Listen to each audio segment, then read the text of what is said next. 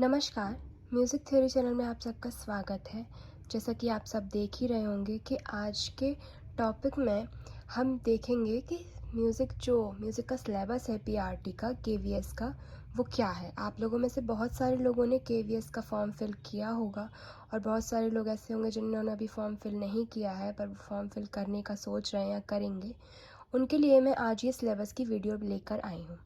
सबसे पहले म्यूज़िक के सिलेबस में बाकी का जो 80 मार्क्स का जो है पोर्शन वो तो सब्जेक्टिव है, लेकिन जो 100 मार्क्स का जो म्यूज़िक का पोर्शन है हमारा, उसका सिलेबस आज हम देखेंगे।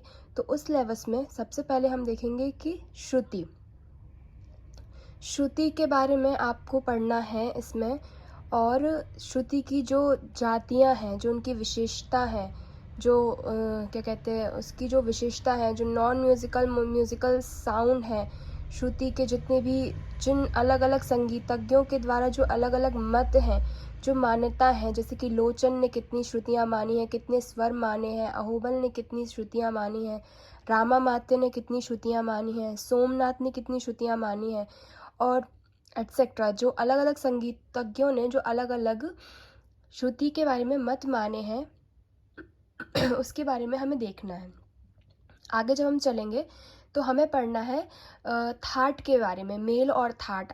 हम सभी जानते हैं कि हमारी जो भारतीय पद्धति है उसमें कर्नाटकी और हिंदुस्तानी दो पद्धतियाँ प्रचलित हैं, जिनमें से जो कर्नाटकी पद्धति है उसके जो वेंकट मखी जी हैं उन्होंने 72 थाट माने हैं, और हमारे जो भातखंडे जी हैं उन्होंने 10 थाट माने हैं। तो उसके बारे में हमें उसके बीच का डिफरेंस और उन्हें अलग अलग भी अच्छी तरीके से उनकी स्टडी करनी है।